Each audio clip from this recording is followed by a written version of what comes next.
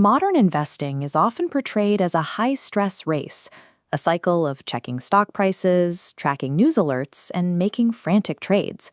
But there is a quieter path to wealth that requires doing almost nothing at all.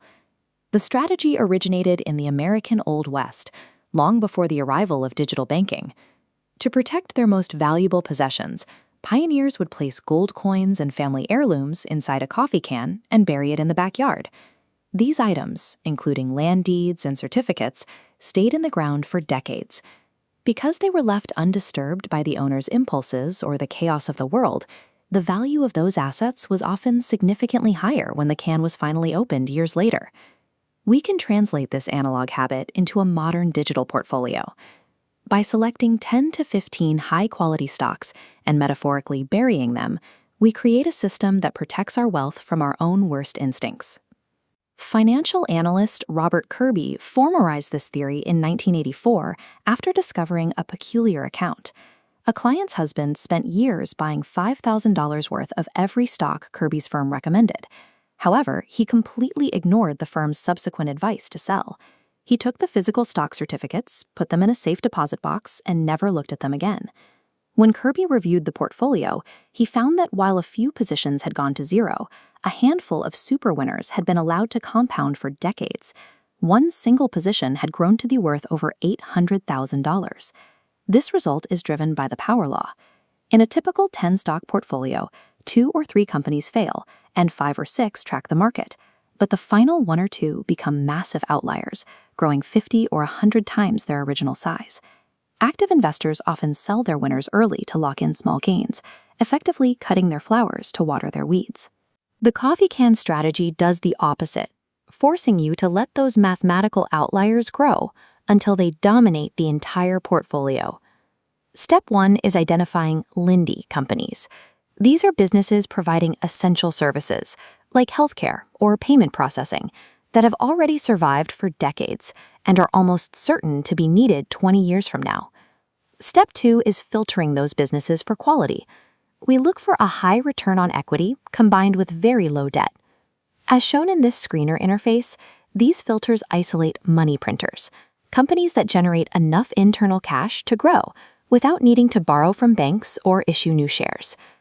This strategy is not the place for speculative tech trends or companies undergoing risky turnarounds. If a business requires constant outside capital to survive, it doesn't belong in the can. Because a coffee can portfolio is designed to be left alone, it must exclusively consist of durable businesses capable of surviving major economic shifts. Step 3 is diversifying into 10 to 15 of these companies. To see why this requires discipline, consider Apple. If you had put Apple in your coffee can in 2004, you would have had to sit through years of intense volatility. During the 2008 financial crisis, as indicated by the collapse of firms like Lehman Brothers, the stock dropped over 50%. An active trader likely would have panicked and sold at the bottom.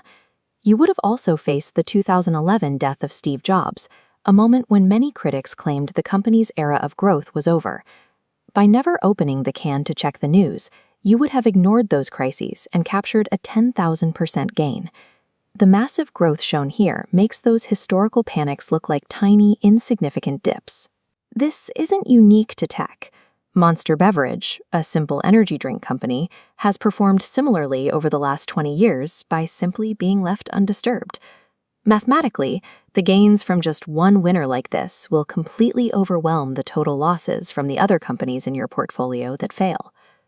Step 4 is the final execution. You buy the shares, disable dividend reinvestment, and delete the trading app. This creates a legal tax shield.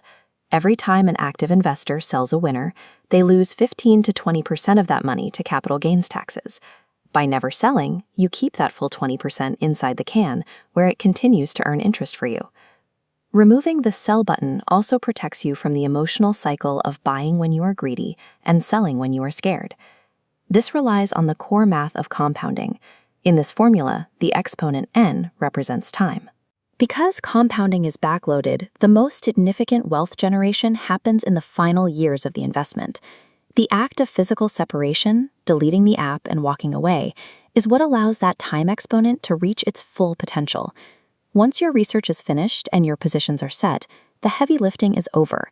Your wealth-building machine is officially locked. You should expect some of your cans to rust. Over a 10 or 20-year horizon, some companies like Kodak will inevitably become obsolete or go bankrupt. This is a natural, expected part of the power law. You aren't looking for a perfect track record. You are looking for the few massive winners that define a lifetime of wealth. Start building your 10 to 15 stock watch list today. Select your companies, seal the can, and embrace the disciplined, liberating act of doing nothing.